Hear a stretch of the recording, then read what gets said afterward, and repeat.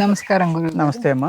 మొన్న త్రిఫలా చూర్ణం శుద్ధి ఎలా చేయాలి అని చెప్పారు. ఉమ్, ఇంకా శుద్ధిలో అనేక రకాలు ఉంటాయి. వేపించటం కానీ, అవునమ్మా. ఉడకపెట్టటం కానీ, ఇంకేంటేంటో చాలా ఉంటాయి. అవునమ్మా, మిగతావి కూడా ఎలా శుద్ధి చేయాలి అనే వాటి మీద మీరేనా తప్పనిసరిగానమ్మా. ఒక్కొక్కటి మనం మాట్లాడుకుందామమ్మా.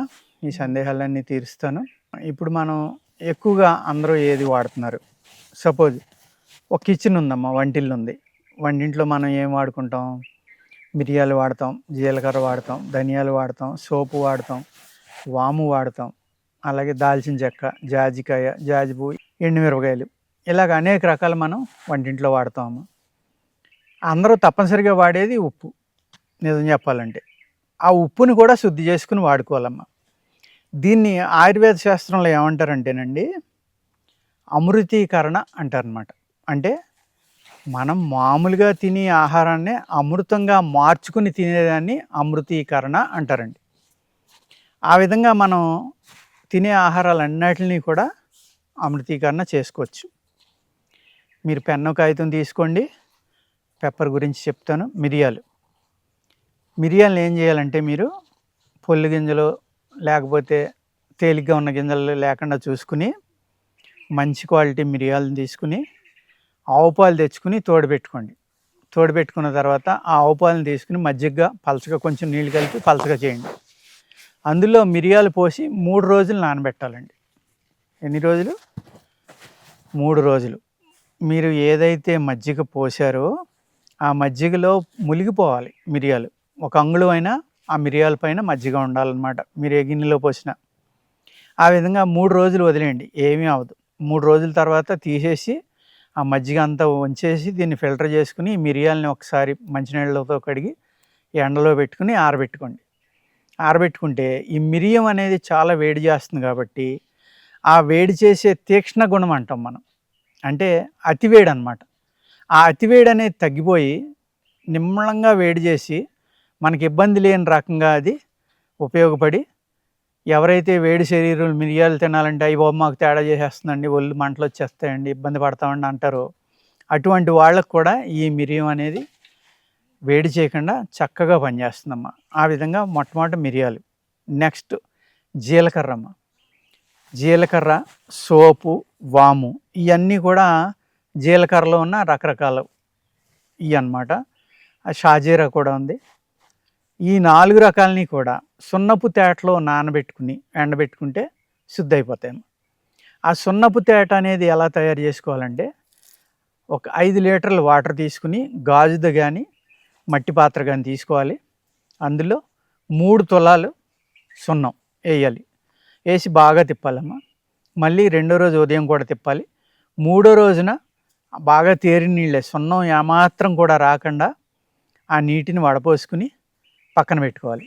ఆ నీళ్ళల్లో మీరు ఈ జీలకర్ర కానీ వాము కానీ ఏదైనా సరే, షాజీరా కానీ లేక సోంపు కానీ ఏదైనా సరే ఒక 6 నుంచి 8 గంటలు ఆ నీళ్ళల్లో వేసి నానబెట్టుకుని అది తీసి నిమ్మలంగా ఎండలో పెట్టుకుని ఎండిన తర్వాత బాగు చేసుకుని సీసాలో పోసి దానిని మీరు కనుక వాడుకుంటే కూరల్లోని అన్నట్లని, ఇప్పుడు మీరు న్యాచురల్గా వాడితే ఏ విధంగా పనిచేస్తుందో దానికి రెట్టింపు గుణం ఇస్తుందమ్మా. అది అంటే 100% దాని శక్తి పెరుగుతుంది అనమాట.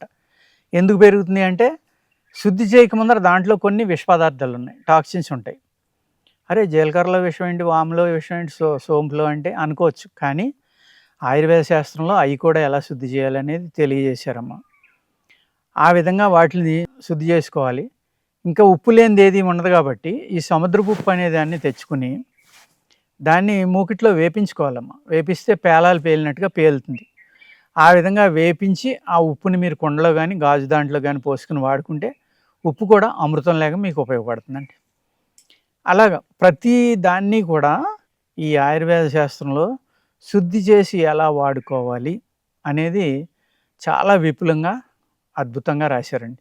అదేవిధంగా క్షారాలు అంటాం మనం, యవాక్షారం, సజ్జాక్షారం, అలాగే రాక్ సాల్ట్, హిమాలయన్ సాల్ట్ అని, పింక్ సాల్ట్ అని, రాక్ సాల్ట్ అని, దాది సైంధవ లవణం అండి. దానికి అనేక పేర్లు అనమాట. బ్లాక్ సాల్ట్ ఉంది, దాన్ని బిడలవణం అంటారు. ఈ ఉప్పులు సవర్చ లవణం అని ఉంది, అనేక రకాల ఉప్పులు ఉన్నాయండి. పంచలవణాలు అంటారు, 5 రకాల ఉప్పులు ఉన్నాయండి. వీటిని ఏ విధంగా చేయాలి అంటే బియ్యం తీసుకోవాలండి. బియ్యం తీసుకుని ఒక పావు కిలో కానీ అరకిలో కానీ జాగ్రత్తగా ఒకసారి నీళ్ళలో తడిపేసి తడిగొడ్డు పెట్టి తుడిసి కానీ వాటిని మళ్ళీ మీరు ఎండబెట్టుకోండి. ఎందుకు అంటే అలా చేయాలి అంటే బియ్యం నిల్వ ఉండటానికి ఏమన్నా కెమికల్ కలిపి ఉంటే కనుక మీరు కడిగేయడం వల్ల ఆ కెమికల్ వెళ్ళిపోతుంది. అప్పుడు దాన్ని ఎండబోసుకుని పిండి చేసుకోండి. 1 లీటర్ నీటికి ఒక 50 గ్రాముల పిండి వేసి బాగా పిసికి వదిలేయండి. తేరిపోతుంది, పైకి నీళ్లు తేరుతాయి, ఈ పిండి అంతా కిందకి వెళ్ళిపోతుంది. అప్పుడు ఆ తేట నీరుని వంచుకుని ఏం చేయాలంటే మీరు ఒక 1/2 కేజీ ఉప్పులో ఈ లీటర్ నీళ్లు పోసేస్తే సన్నగా పొడవుగా ఉన్న పాత్రలోకి తీసుకోవాలమ్మా. దాన్ని తీసుకుని ఆ ఉప్పు అందులో వేసేసి అందులో ఈ నీళ్లు పోసేస్తే ఆ ఉప్పు పూర్తిగా మునిగిపోయి ఇందులో ఆ లోపల ఉన్న మలినాలన్నీ ఈ కడుగు అంటాం మనం, అది కుడితి అంటారు. బియ్యం కడిగిన నీళ్ళని కడుగు నీళ్ళు కానీ కుడితి నీళ్ళు కానీ అంటారమ్మా. ఆ నీళ్ళల్లో ఒకసారి తడిపి ఒక 10 నిమిషాలు వదిలేసి ఆ పై నీళ్ళు వంచేసుకుని ఈ అడుగునున్న ఉప్పు తీసుకుని ఎండబెట్టేసుకుంటే ఆ ఉప్పుకున్న లక్షణం కూడా అద్భుతంగా పెరుగుతుంది. ఇలాగా ప్రతిదాన్ని కూడా మనం శుద్ధి చేసుకోవచ్చమ్మా. శుద్ధి చేసుకునే వాడాలి నిజం చెప్పాలి అంటే.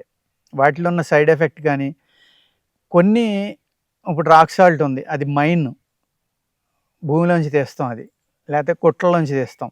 దాంట్లో కొన్ని మలినాలు ఉంటాయి. ఆ మలినాలన్నీ పోయి మన హ్యూమన్ బాడీకి ఏ అయితే కావాలో అయ్యే దాంట్లో ఉంటాయమ్మా. చాలా అద్భుతమైన గుణాలు ఉంటాయి ఆ సాల్ట్లో. అందరూ తినేది ఉప్పు కాబట్టి ఉప్పుని ఈ విధంగా శుద్ధి చేసుకుని మీరు కూరల్లో కానీ ఏటిలో వాడుకోవాలమ్మా.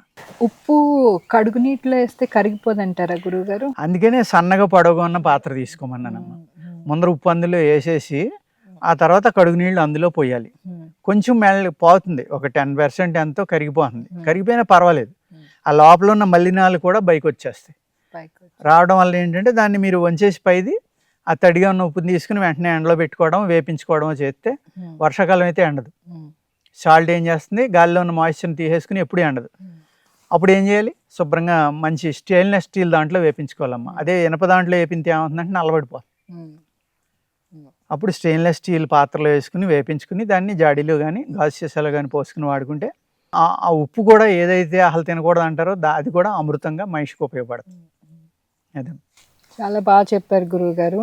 ఎందుకంటే ఈ రోజు వాడుకునేవి కిచెన్ లో జీలకర్ర కానీ సోంపు కానీ సూపర్ మార్కెట్ నుంచి డైరెక్ట్ గా కొనుక్కుని తెచ్చేసుకుంటున్నాం, కానీ అవి శుద్ధి ఎలా చేయాలి అనేది, అసలు శుద్ధి చేయాలని కూడా తెలియదమ్మా. చాలా మంది కానీ పూర్వీకులు వేపించేవారమ్మా. వేపించినా శుద్ధి అయిపోతాయి. మసాలాలు కానీ ఇవి కానీ వేపిస్తే కూడా శుద్ధి అయిపోతాయి. అందుకనే మన పూర్వీకులు ఏం చేసేవారంటే మసాలాలన్నీ తెచ్చుకుని బాగా ఎండలో పెట్టి తెచ్చి వేపించేసి పౌడర్ కొట్టి సీసాలు పోసి ఉంచుకునేవారు. అంటే ఆ సిస్టమ్ అనేది పూర్వం నుంచి వాళ్ళకి తెలియకుండానే ఆ వేపిస్తే శుద్ధి అవుతుందని వాళ్ళకి తెలియదు. వేపిస్తే బాగా పౌడర్ అవుతుంది అనుకుంటున్నారు అంతే. వేపిస్తే కూడా దాని గుణం పెరుగుతుందమ్మా. ఎప్పుడైతే ఇంప్యూరిటీస్ బయటకు వెళ్ళిపోయినాయో వేపించడం వల్ల ఆ వేడిలో వచ్చి ఏదైతే ఒక గాలి అంటే ఒక ఏమంటాం దాన్ని ఆవిరి అనేది ఉంటుందో ఆ ఆవిరిలో ఈ కొన్ని లక్షణాలు బయటికి పోతాయి. ప్లస్ దాంట్లో ఆయిల్స్ ఉంటాయి, ఆయిల్స్ అన్నీ కూడా అప్పర్ లేయర్లోకి వచ్చేసి ఈక్వల్గా మిక్స్ అవుతాయమ్మా. అది చాలా బాగా చెప్పారు గురువు గారు. ఇంట్లో వాడుకునే వస్తువుల గురించి, ఉప్పు గురించి కూడా మాకు బాగా తెలిసింది. అంటే ఎవరైనా ఉప్పు నీళ్ళల్లో వేస్తే కరిగిపోతుంది అనుకుని భయానికి అయ్యారు. కానీ ఈ మధ్యన థైరాయిడ్ కూడా, ఉప్పుకి థైరాయిడ్ కి కూడా రిలేషన్షిప్ ఉంది. అది ఎందుకంటే అయోడిన్ ఉప్పు వాడడం అవసరం లేని వాళ్ళు కూడా అయోడిన్ ఉప్పు వాడడం వల్ల ఏమంటుందంటే థైరాయిడ్ వస్తుంది. అందుకేంటంటే మన ఏరియాలో ఎక్కడ కూడా, అంటే తెలంగాణ ఆంధ్ర ఈ ఏరియాలో నేను అనుకోవడం అయోడిన్ లోపం ఉన్న ఏరియాలు కాదమ్మా. కొన్ని ఏరియాల్లో లోపం ఉందని మొత్తం ఇండియా అంతా వాడిస్తున్నారు. అది చాలా ప్రమాదకరం. మనం అయోడిన్ ఉప్పు వాడాల్సిన అవసరం లేదు. మామూలు రాళ్ళు ఉప్పు శుద్ధి చేసుకుని వాడితే సరిపోతుందమ్మా. మా ప్రేక్షకుల తరపు నుంచి మీకు నమస్కారం.